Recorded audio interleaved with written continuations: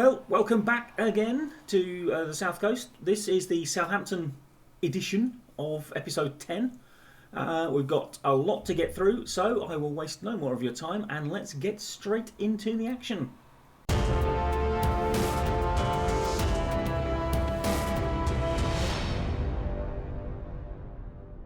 Okay, before we get to the meat of the episode, the highlights you're also desperate to see. A couple of things to fill you in on. We were going for a young goalkeeper called Victor Darob. I think he's Brazilian. Ran into a couple of issues. First, it would appear I am limited to only being able to sign 5 under-21 foreign players. And I'd already missed out on one as a result of that, and that was part of the reason I didn't get Darob. The other part of the reason was we couldn't get a work permit for him, which was annoying because he's got bags of potential, and I'm sure if we could have got him in, we could have got something sorted and got him a loan deal to get that work permit. But he's still out there. He's still not that expensive, so we'll maybe, I don't know if we can try again in January. I don't know if we're allowed, the reset on the under-21s, or if we'll have to wait to the end of the season. But we will try and get him because I do want him. Now, talking of goalkeepers, he is a goalkeeper, by the way. We have a minor issue with our starting goalkeeper, Dominik Livakovic, in so much as apparently I promised him the number 40 shirt. Why he wants 40, I don't know. And then I didn't give him the number 40 shirt. So when we can next change the shirt numbers, I have to remember to give him the number 40 shirt. It is available. He can have it if he wants. No one else wants it. But yeah, he got a little bent out of shape about that. Couple of transfery type things to update you on. Lianco is leaving. We have a deal all arranged for him, and I am looking to push Adam Armstrong, probably Selim Amala, and maybe Nathan Teller if I can get away with it, out the door as well. We have probably, with those gone, if we get some money for them, we might have enough money for a couple of maybe big sort of improving signings. We'll lose a little bit of squad depth, but they almost never play any of them, so which is why they want to leave, basically. Anyway, that's all the news. Let's get to the highlights.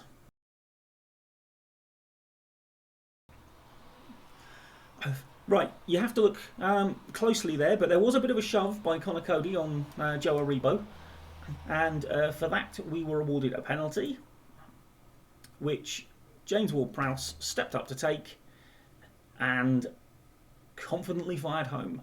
1-0, 6 minutes gone, everything going well. And then with just under 20 minutes gone, Bednarek wins it in the air. We played around a little bit at the back. And then some neat passing down on the left. Shelderup plays the ball through. Adams fires goalwards, and Jose Zar will be disappointed with himself. But 2-0 Saints, and that was all we needed in that one. Quick look at the match stats shows that basically we were pretty much worth our 2-0 win. Trip to Goodison Park, and in a game of relatively few highlights, we battled hard. I wasn't really expecting much. I thought we'd probably lose this one, to be perfectly honest. But we fought hard and we got a gift of a penalty because, I don't know about you, but that does not look like a foul. But new signing Balogun went down. The referee gave it. And James Ward-Prowse was not on the pitch by this point. I can't remember why he wasn't playing. Either he wasn't starting or he'd come off. But Dowell tucked it away. And that was all we needed to get the 3 points at Goodison. And again, as you can see, basically worth the 3 points. We were the better side. They outpossessed us, but we did a lot more with it. And they needed to be encouraged because next up was home Man City. And 3.5 minutes in, Erling Haaland doing Erling Haaland things. 1-0 City. And then Haaland again, sprinting down the right, gets to the byline, cuts it back, Foden, bang, 2-0 City. It's looking like going to be a long day for us at this point. But injury time of the first half, ball lobbed over the top, Che Adams, nice side foot finish, we're back in it. And early in the second half, leaving Haaland unmarked at corners. Always a winning tactic. 3-1, but 10 minutes later, Adams with another nice finish. 3-2. Back in the game. Couldn't get the equaliser. But looking at those match stats, I am happy that we gave City as good a game as we could give them. Would have been nice to not lose, but it was a decent performance. And for our last game in September, it was a trip to Selhurst Park, and Morelos managed to get himself just back on side to fire that one home to give Palace the lead. But 10 minutes from the end of the second half, Che Adams tucks that one away. Suspicion of offside, but got given. And then with 3 minutes left to play, Aribo's shot's blocked and Ward-Prowse unleashes from the edge of the box. And 2-1. Probably should have been a draw, and we were horribly outpossessed. But a win's a win, and that was a good end to September. 3 wins from 4, and we were looking good in the table.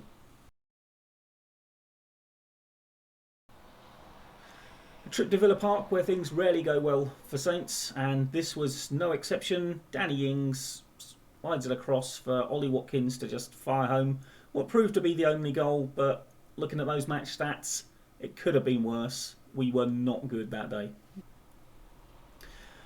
Home leads, and 5 minutes from the end of the first half, Adams again slips a nice finish through.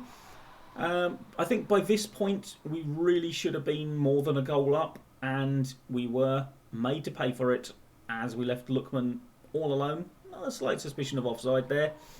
I mean, XG wise and possession wise, we were probably the better side throughout, but just couldn't get that second goal that we needed it, and a disappointing couple of points dropped. That has to be seen as.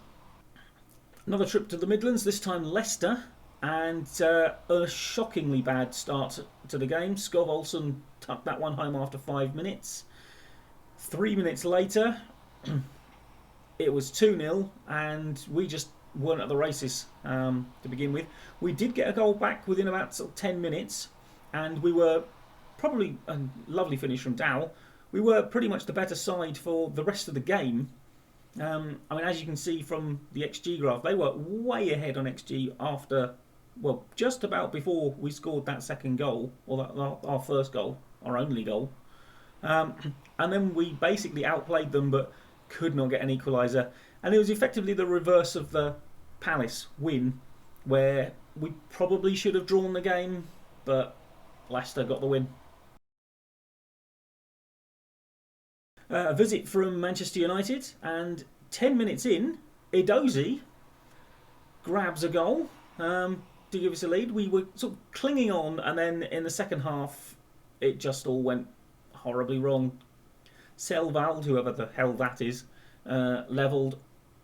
Rashford dancing around in the penalty area, gets it back to Casemiro, who thunders it in off the bar. Massively overrated. And then corner swung in, Rashford thunders a strike from the edge of the box. 3-1.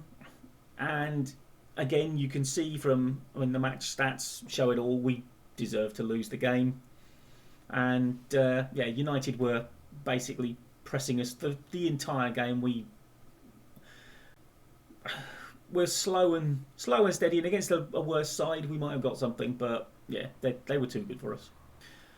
Then a trip up to London to face Chelsea, and 7 minutes in, we gave Lukaku too much space. What he's doing, still playing and actually scoring goals, is anyone's guess. I thought this was realistic, this game. But again, you can see we were totally outpossessed. We were outplayed. We did absolutely nothing first half. And yeah, really, again, another defeat we can't complain at. Only 5 shots and 1 on target does not deserve to get you anything out of a game. Home West Ham, and quite the match. We started well. Colombato got what I think is his first goal for the club. Lovely finish from inside the box. But conceded a goal from a corner as West Ham levelled it up.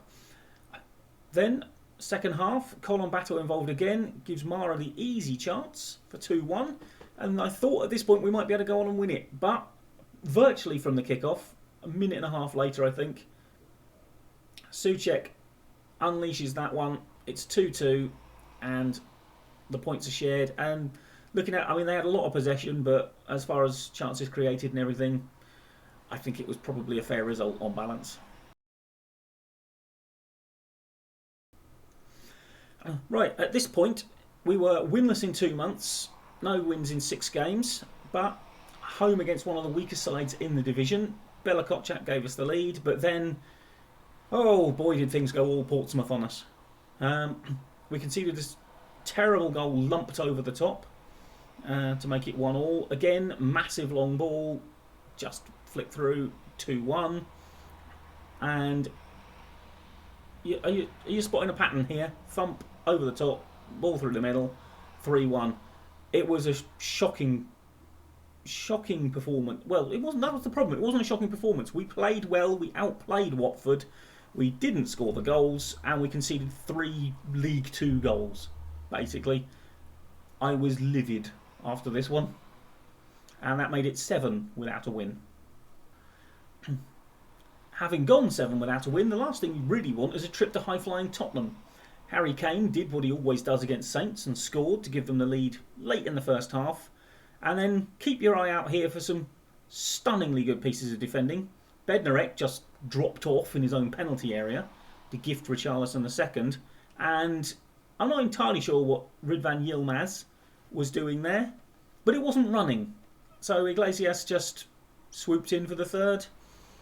I mean, I can't say that we were value for anything, because we weren't. We were always going to get beaten. We did get beaten. The 2 late goals gave it a gloss it should never have had, and left me rather annoyed with some of my defence. And that's 8 without a win, for those keeping count. I'm just going to pause the footage here to give you some context for this one. At this point, of course, we are 8 games without a win. 2.5 months, basically, by this point. QPR, coming into this game, bottom of the league.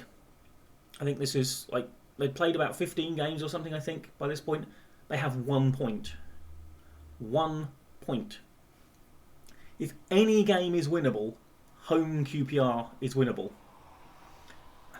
We started by going behind with whatever that goalkeeping was from Livakovic, who, to be fair, is being blamed harshly by the game, I think, for an awful lot of the goals.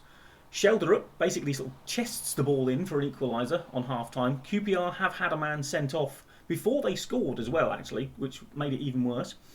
Adams, Dieng basically doing a Livakovic and committing himself to a ball he was never going to get to, gave us the lead. And then Yilmaz, proving that he can actually use his legs, made it 3-1. I mean, we dominated the game. How much the early sending off affected things, I don't know. But at that point, I was very, very grateful for a win. Like I say, first win in like 2.5 months. And I was hopeful we might be able to continue that decent performance against Fulham. But that defensive error led to Mitrovic tapping home. It was the only goal of the game, and we were outplayed. We never looked like taking a point after that went in. All of which brings us to the last league match of the year, which was home Norwich. Morlanes, cheeky little dinked finish, gave us the opener after 13 minutes. Perrault taking free kicks because James Ward-Prowse was suspended. Yet another vicious sending off from James Ward-Prowse. Morlanes crosses for Aribo to tap home the third early in the second half. 63 minutes gone, and Pathé Ciss fires home a lovely low shot to make it 4-0. And then just under 10 minutes to go, Pukki with some good work gives it to McCallum. Toussaint, shocking goalkeeping from Livakovic, beginning to see the game's point. But yeah, we were always in control of this game, and it was a very good way to finish the calendar year. And one interesting little point to note from this game: Mali Morlanes, Romain Perrault, Joe Aribo, Pathé Ciss and Lucas Toussaint for Norwich all scored their first goal of the season in this game. All 5 had not scored before this game. What are the odds? Right, I'm back in my normal corner now. I shifted over to the other one, as you may be able to tell, so that you could see the match stats, which are normally hidden behind me. When I'm talking about them, you can't really see them properly. But this has been our form. As you can see, we've had 2 wins since September. I mean, 5 wins since you last saw it. If that had been sort of spread out a bit more, I wouldn't have been so bothered. But when we went on that long run without being able to win a game, and it was getting a bit tetchy. We did drop into the relegation zone at one point, but it is quite tight down there, and we are now 14th. We are 6 points away with a game in hand, although that game in hand has to be against one of these teams, and we don't beat any of them. So, I mean, as you can see, the league position chart has been a little bit worrying. I mean, it never actually shows us in the relegation zone there, because we sort of dropped in before we'd played our game that week. And then I think it was the QPR game, and then obviously we won it and we got back out, so it never actually officially put us in the relegation zone. But we were in there for a bit. Yeah, you can see here the cup draw, we've got Brighton away. Brighton, of course, went down last season, and we had that stunning 5-0 win against them last season as well. I think we might have lost the other one. Can't remember. But yeah, not really the draw I wanted. I would have really liked, for confidence's sake, a nice, easy game against someone rubbish. We're going to have to make the most of home games, I think. I think we should be able to stay up. If I can strengthen a little bit in January, might make it a bit easier. But yeah, it just sort of is at Southampton at the moment. We're not good, we're not disastrous. We don't pick up quite the points I think we should. I think we could be a lot more comfortable mid-table, but mid-table is pretty much what we are. As you can see, QPR have actually finally won a game, beat Wolves away. So, I mean, they are doomed. They're going down. But, yeah. Anyway, that is the story at Southampton at the moment. And hopefully we can see out the season and just keep our Premier League status. That's all I'm interested in at the moment. They have finally lost a game, but our under-21s are absolutely flying. We've been brilliant in the under-21s Premier Division. All those big teams below us, which gives me great hope for the future, because we've obviously got a good crop of youngsters. We've not got a big squad either. We've got quite a lot of people in the under-21 squad, but loads of them are out on loan. So the actual team to select from isn't that big. I think a reasonable number of first-team players get into that lineup occasionally. But that's going well.